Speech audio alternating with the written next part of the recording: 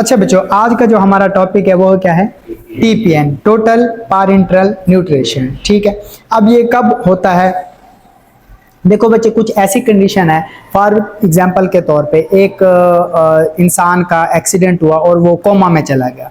अब आपको पता है जो बंदा कोमा में जाता है वो ना तो खा सकता है ना पी सकता है, लेकिन उसकी बॉडी के जो ऑर्गन है, टिश्यूज हैं, उनको तो एनर्जी की क्या होती है?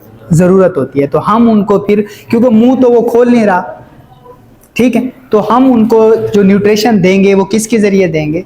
ड्रिप की फॉर्म में, जो हम कह रहे होते हैं आईवी लाइन के जरिए हम उसको दे रहे होते हैं। फिर क्या एक प्रॉपर न्यूट्रिशन जो जो उसको चाहिए होती है। तो इस किस्म की जो न्यूट्रिशन होती है इसे हम कहते हैं टोटल पारेंटल न्यूट्रिशन। या कुछ ऐसी कंडीशंस हैं जिस तरह के किसी के ना जीआईटी में, यानी जो गट है ना हमारी, वहां जिस तरह अल्सरेटिव कोलाइटिस है या कोई ऐसी प्रॉब्लम है कि वो बंदा खा पी नहीं सकता, लेकिन आपको पता है कि हमारी बॉडी को तो एनर्जी की, न्यूट्रिशन की क्या होती है? जरूरत होती है। ठीक है, अदरवाइज हमारे सेल फिर मरना शुरू हो जाते हैं। तो हम फिर उसको भी यानी कि ना आईवी लाइन के जरिए क्या दे रहे होते हैं? न्यूट्रिशन दे रहे होते हैं। इसको हम कहते हैं टोटल पारेंटल न्यूट्रिशन। ठीक है बच्चों, अब ये सिंपल बहुत ही सादा ये है कि आप जितनी भी इंसान की जो जरूरियात है, आप देखो ना, बेसिकली हम खुराक में क्या क्या चीजें लेते हैं बच्चों? कार्ब्स लेते हैं, ऐसे ही है ना, फैट लेते हैं और प्रोटीन लेते हैं, कुछ मिनरल्स हैं और कुछ क्या है फिर? विटामिन है। यही चीजें हम ले रहे होते हैं ना, हम अपनी ग़िज़ा में ये चीजें शामिल कर रहे होते हैं। तो हम क्या करेंगे बच्चों? ऐसे ड्रिप बनाएंगे, ठीक है, जिसके अंदर हम जो हमारी बॉडी की जरूरियात के मुताबिक हम उसमें क्या डालेंगे? कार्बोहाइड्रेट भी डालेंगे, हम उसमें फैट भी डालेंगे, हम उसमें प्रोटीन भी डालेंगे, हम उसमें मिनरल्स वगैरह भी डालेंगे, और हम उसमें क्या डालेंगे? विटामिन में। या अगर किसी और चीज की, जिस तरह इंसुलिन की क्या होती है? जरूरत होती है, तो वो भी हम उसमें फिर क्या कर देंगे? ऐड कर देंगे। ठीक है, तो और फिर हम इसको किसके जरिए देंगे? आईवी लाइन के जरिए, इंट्रावेनसली हम इसको क्या कर रहे होंगे? दे रहे होंगे। ठीक है, इस सारे प्रोसीजर को हम क्या कहते हैं? टीपीएन कहते हैं, टोटल पारेंटल न्यूट्रिशन कहते हैं। ठीक है, आप लोगों का इसमें क्या अहम किरदार है? देखो बच्चे, जब भी हम मेडिकल की कोई चीज बनाते हैं ना, तो एक चीज बहुत ज्यादा इंपॉर्टेंस रखती है, वो है स्टीरिलाइजेशन। इसका क्या मतलब है बच्चों? जरासीम से पाक, बिल्कुल पाक। ठीक है, अब आप फॉर एग्जांपल के तौर पे एक टीपीएन बना रहे हो, लेकिन उसमें आप इस स्टीरिलाइजेशन का ख्याल नहीं रख रहे, तो वो आपके लिए क्या होगी? फिर नुकसानदेह। जाहिर सी बात है, वो डायरेक्टली बॉडी के अंदर अगर जर्म चले जाएंगे तो हमारी बॉडी उससे फिर डिजीज हो जाएगी। ठीक है, तो फार्मेसी टेक्नीशियन, फार्मासिस्ट, इनका काम होता है इन चीजों को बना के देना स्टाफ को। लगाएगी तो नर्स ही, हॉस्पिटल की सीटिंग में कौन लगाएगी? लेकिन बना के कौन देगा? आप लोग दोगे, या फिर आप उसको गाइडलाइन दोगे कि इसमें हमने स्टीरिलाइजेशन को कैसे मद्देनजर रखना है। ठीक है बच्चों, अब इसको ये लॉन्ग टर्म आईवी फीड हम इसमें बच्चों प्रोटीन सोल्यूशन होता है, उसमें हाई कंसंट्रेशन क्या होती है? डेक्सट्रोज की होती है। अब डेक्सट्रोज क्या है बच्चों? कार्बोहाइड्रेट है। वो तकरीबन अप्रोक्सीमेटली आप 20% ऐड कर सकते हो। ठीक है, उसके बाद इलेक्ट्रोलाइट। इलेक्ट्रोलाइट में बच्चों क्या आ जाता है? सोडियम है जिस तरह, ठीक है, पोटाशियम है, क्लोराइड है, कैल्शियम है, ये क्या है? सारे बच्चों इलेक्ट्रोलाइट है। ये भी हम, और उसके अलावा हम थोड़ी सी मिकदार में, यानी कि इंसुलिन और विटामिन भी हम इसमें क्या कर रहे होते हैं? ऐड कर रहे होते हैं। बाकी अब आपको पता है बच्चों, जितनी हमारी बॉडी है उसके मुताबिक जरूरियात क्या है? डिफरेंट है। ठीक है, एक बच्चा है तो उसकी जरूरियात क्या होगी बच्चों?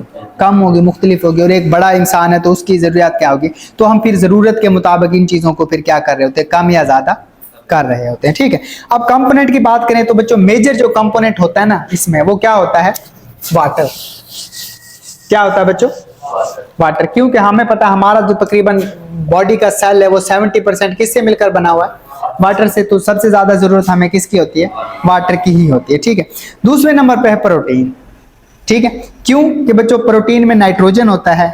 ठीक है, और नाइट्रोजन हमारी हीलिंग के लिए बहुत ज्यादा जरूरी है। सॉरी, प्रोटीन अमाइनो एसिड से मिलकर बना होता है, और अमाइनो एसिड हमारी हीलिंग के लिए बहुत ज्यादा क्या है?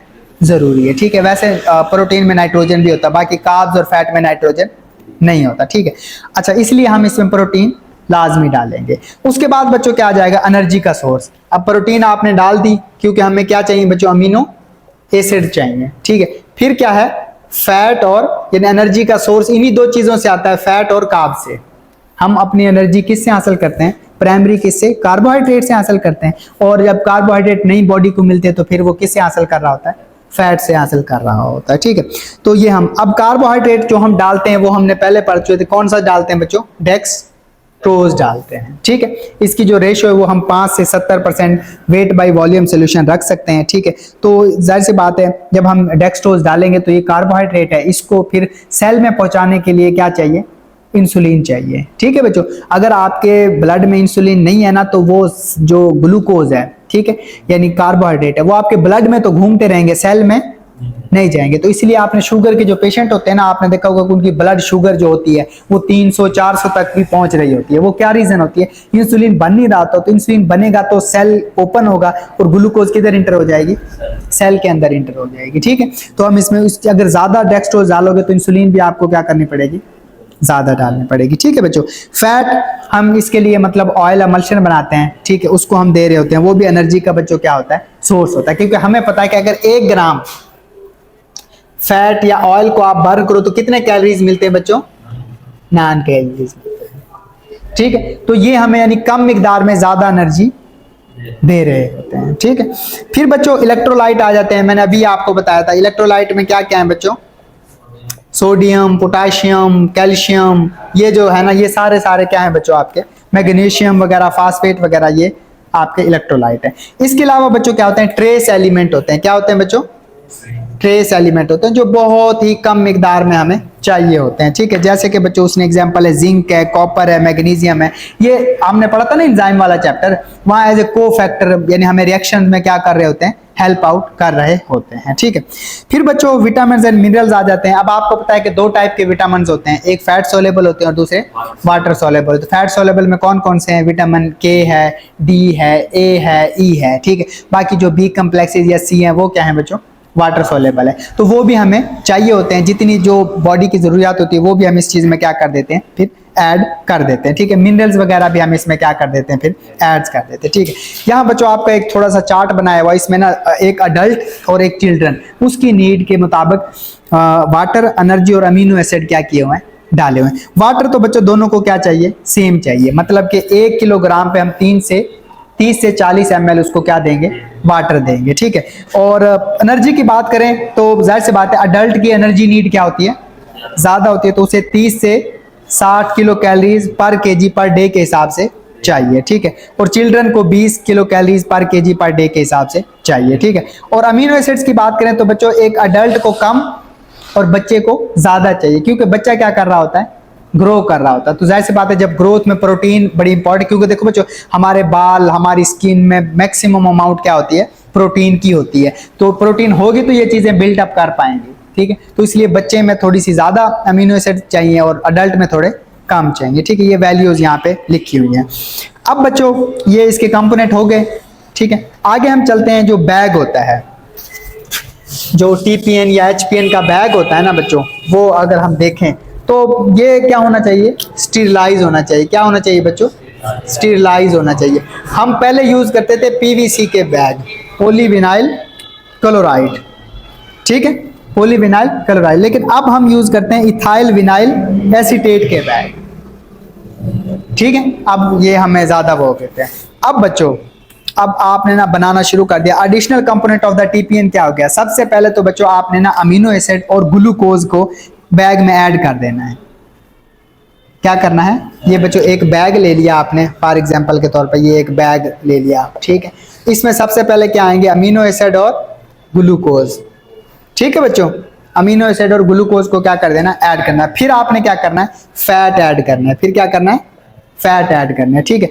उसके बाद विटामिन ऐड करने हैं, ठीक है। और सॉरी, विटामिन हम उस वक्त ऐड करते हैं जब हमने इसको देना हो, क्योंकि अगर ज्यादा देर विटामिन आप पहले ऐड कर लोगे ना तो वो आपस में चीजों के साथ पार्टिसिपेट कर लेंगे, रिएक्शंस कर जाएंगे, ठीक है। इसलिए आपने देखा होगा कि हमारे यहाँ जो ड्रिप्स वगैरह लगती है तो ड्रिप लगाने के टाइम ही उसमें बी कम्प्लेक्सेस वगैरह, न्यूरोबियान वगैरह के इंजेक्शन वो डाल रहे होते हैं, पहले से वो प्रिपेयर नहीं होते। वरना तो कंपनियां भी क्या कर सकती थी, डाल सकती थी, लेकिन वो ज्यादा टाइम पहले डालोगे तो वो बच्चों क्या करेंगे, फिर रिएक्ट करेंगे और वो हमारे लिए फिर प्रॉब्लमेटिक हो सकते हैं, ठीक है। अब ये बन गया ना बैग, ठीक है। सबसे एंड में आपने क्या डालना है, ठीक है, सबसे पहले अमीनो एसिड और ग्लूकोज, फिर फैट और फिर आपका क्या है ये। विटामिन। अब ये बन गया ना। अच्छा बच्चों, फिर आपने इसको क्या करना है, लेबल करना है। क्या करना है, ठीक है, मतलब एक ऐसे जगह बनी होगी, वहां पे लेबल में वही नेम, पेशेंट का नेम, वही डेट, एज, ठीक है, क्या क्या कंपोनेंट डाले हैं, टोटल वॉल्यूम कितना है, एनर्जी कंटेंट कितने हैं, नाइट्रोजन कितना है, इन्फ्यूजन रेट क्या है, ठीक है, और एक्सपायरी डेट और स्टोरेज कंडीशन क्या है, ये सारी चीजें आपने क्या कर देनी है, वहां पे मेंशन कर देनी है, ठीक है। पैकेजिंग, वो मैंने कहा ना कि आपने सील पैक कर देना और डार्क कलर होना चाहिए ताकि लाइट वगैरह अंदर आके इसको खराब ना कर सके, ठीक है। और स्टेबिलिटी के लिए आपको पता है कि हमें रेफ्रिजरेटर चाहिए, या हमने कम से कम 25 डिग्री से क्या करना है, नीचे ही रखना है, ठीक है। ये मैं अक्सर आप लोगों को ये बताता हूं, ठीक है। ये तैयार हो गया। अब अपने एडमिनिस्ट्रेशन कैसे करना, मतलब देना कैसे है, ठीक है। सबसे पहले तो हम कोशिश करेंगे कि उसको कैथेटर गुजार लें, ठीक है। अब ये क्या होता है, देखो बच्चे, क्यों कि जब हमने ये बनाया ना, इसमें हमने ऑयल भी डाला है, फैट कंटेंट भी डाले हैं, हमने प्रोटीन भी डाली है, तो ये थोड़ा सा क्या हो गया, गाढ़ा हो गया।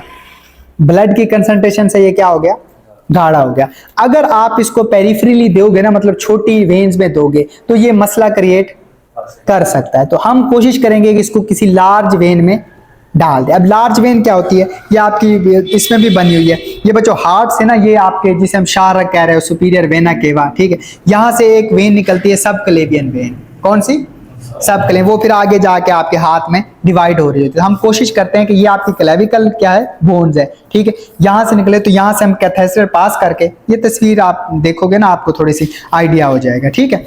ये मैं थोड़ा सा आपको, ये एक इंसान है, ये बच्चों उसकी क्लेविकल बोन है, क्या है, क्लेविकल बोन, ये फॉर एग्जांपल के तौर पर बाजू है, ये उसका ऐसे हार्ट पड़ा हुआ है, ठीक है। तो यहां से ये आपका एओर्टा आ रहा है, यहां से ना ये क्लेविकल के नीचे से सब क्लेविकल वेन निकल रही होती है, जो आपके फिर बाजू में जा रही होती है। तो हम इसमें कैथेटर पास कर देंगे ताकि हम डायरेक्टली इसमें उसको लगा सके, क्योंकि ये लार्ज वेन है, अगर कंसंट्रेशन थोड़ी सी मतलब ज्यादा भी है तो कोई मसला नहीं, क्योंकि डायरेक्ट दिल में जा रही है, दिल में फिर ये पंप होके पूरी बॉडी में फिर क्या हो जाएगी, डिस्ट्रीब्यूट हो जाएगी, ठीक है। समझ आ गई है ना। हम क्या कोशिश करेंगे, इसको सुपीरियर वेना केवा में जो सेंट्रल वेन है, या फिर सब क्लेवियन वेन में हम इसको क्या कर रहे होंगे, बिल्कुल हार्ट के करीब हम इसको लगा रहे होंगे, ठीक है। जनरली बच्चों, जो आपका डेक्सट्रोज है ना, उसको 10% से ज्यादा हम नहीं रखते जब पेरिफ्री में लगाते हैं।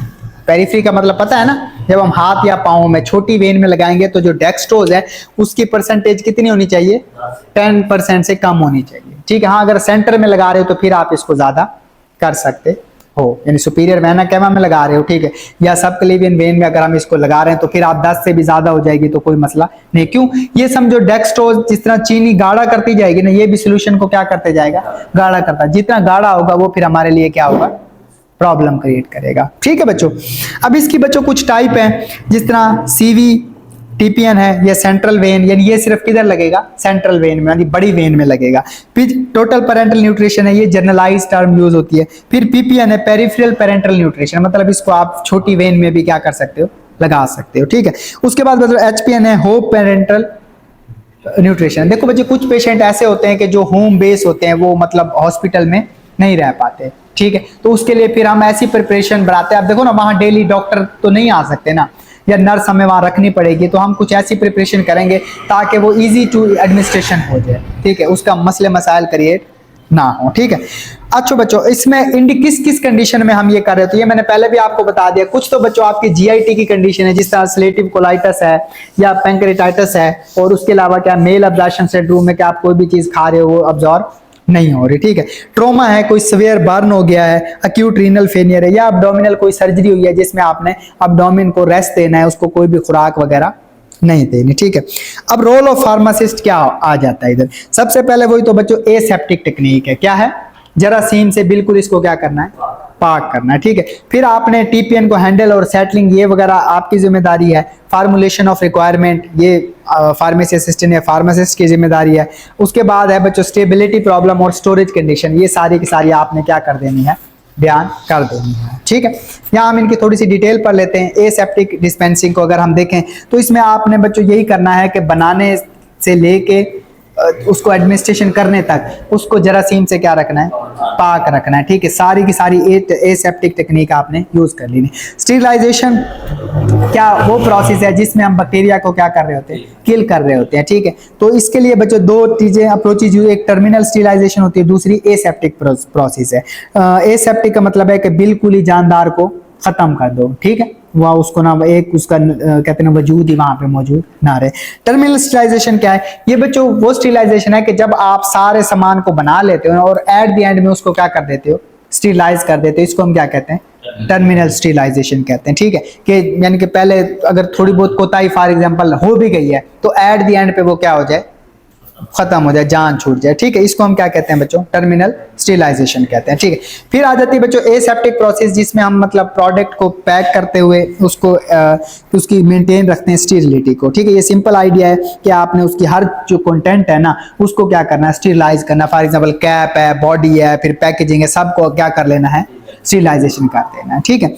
अच्छा, कुछ ये फिर जो एसेप्टिक प्रोसेस है ना उस वक्त भी यूज किया जाता है कि यानी कि जो टर्मिनल स्टीरिलाइजेशन होती है ना, कुछ चीजें वहां पे कंट्रा इंडिकेटेड है। जिस तरह अगर फॉर एग्जांपल तो आप हीट से टर्मिनल स्टीरिलाइजेशन करते हो ना, तो कुछ चीजें हीट को बर्दाश्त नहीं कर पाती, तो उसको फिर हम एसेप्टिक प्रोसेस मतलब पैक होने से पहले भी चीजों को क्या कर लेंगे, स्टीरिलाइज कर लेंगे, ताकि एट द एंड हम इन चीजों को फिर ना कर सकें, ठीक है बच्चों।